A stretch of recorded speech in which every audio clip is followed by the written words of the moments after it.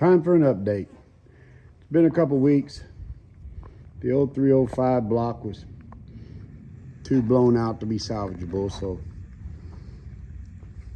I went to the junkyard, bought me a 350,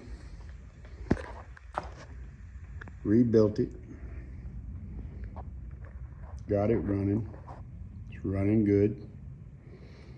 Had to adjust on the old Rochester Quadrajet because it noticed the difference in bore size. I used the crank out of the 305. I used the cam out of the 305 because the marine cam is supposed to be a little special. Turned out it had a little higher lift than the stock 350 cam.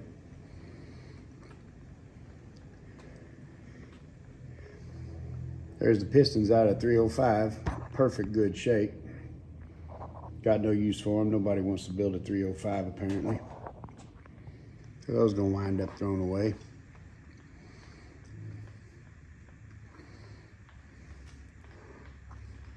Got the out drive pulled off, got it all new seals and put a little paint job on it.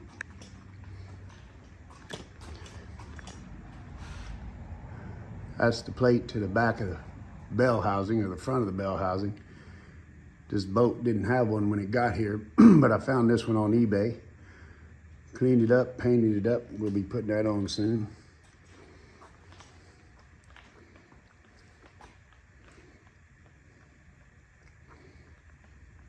The old aluminum prop, beat up, bent up. I went and bought a used stainless steel, cleaned it up.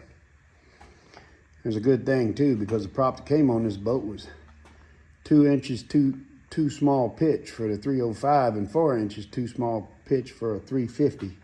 There's the cam out of the 350, I mean the crank, and the cam out of 350. I kept those because there's nothing wrong with them. 350 was in good shape. That 305 was in excellent shape. It broke my heart to have to tear it apart. But I needed the block, and if you're gonna change a block, you might as well jump up to a 350. The absolute only difference between the 305 and the 350 is cylinder bore size.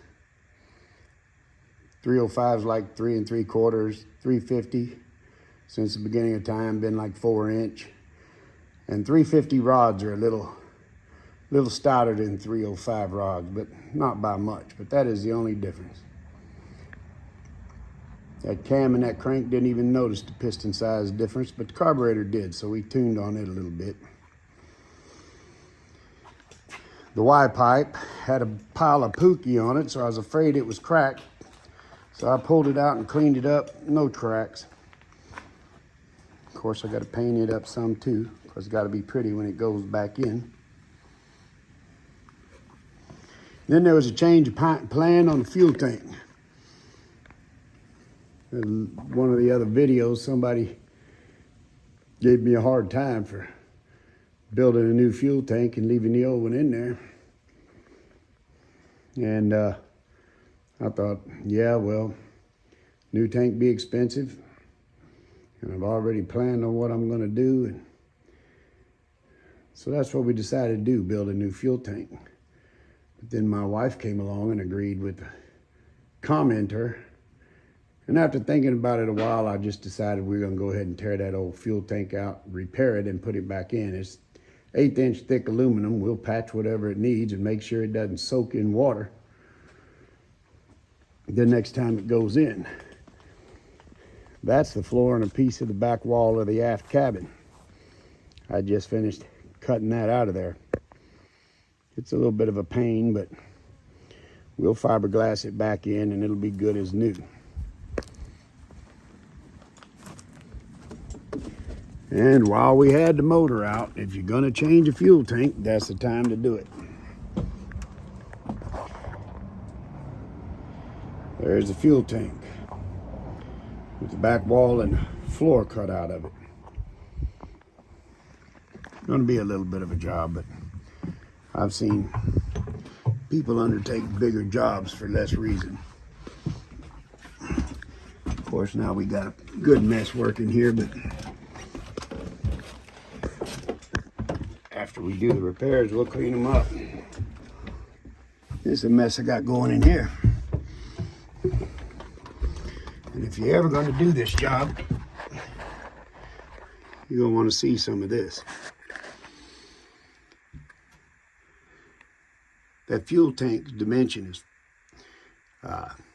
39 wide. I'm going to have to check the length because I didn't. It's about 48, but I didn't check it since I got it fully exposed. It's exactly 48 long and 39 wide. That can be useful information if you're cutting holes in the floor trying to find it. Now I cut a couple of exploratory holes to find where it was at, but it's a little confusing because of this fiberglass they poured in on top of it in the back two corners here. So I'm going to have to cut that fiberglass out. I'm just going to take my skill saw and cut it about a 1/2 inch off this plywood, deep as I can, and peel it off. Got to do a little bit of that up front. But other than that, down the sides, it's mostly released. I'll get it dug out. Won't be too big a problem.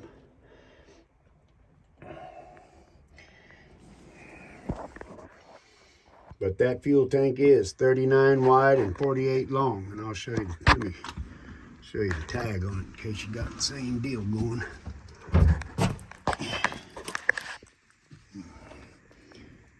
Can you see it? Because I can't see nothing from where I'm at.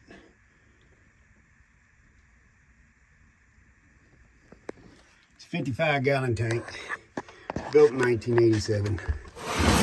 Pretty decent tank. It's the installation that destroyed it. I was going to cut a little higher up that wall, and I even marked it to cut a little higher. Then I went right in there and cut my first mark. That's the way we do things sometimes. Little brain farts. If that fuel tank won't slide out of there, I'll cut it higher. And I'm hoping it'll slide out like that.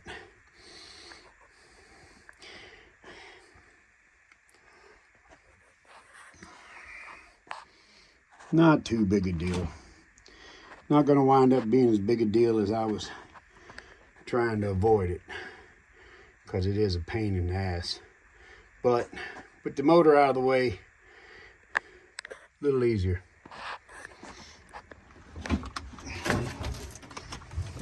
Little cramped down in this space, but building houses all my life, I've been crawling around in attics. So I can do this without whining and crying too terrible much. But that's where we're at.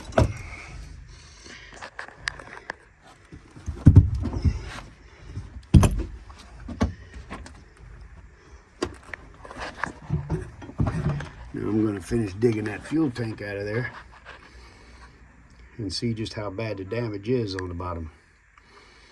Check back. We'll drop another video after I get the fuel tank drug out of here.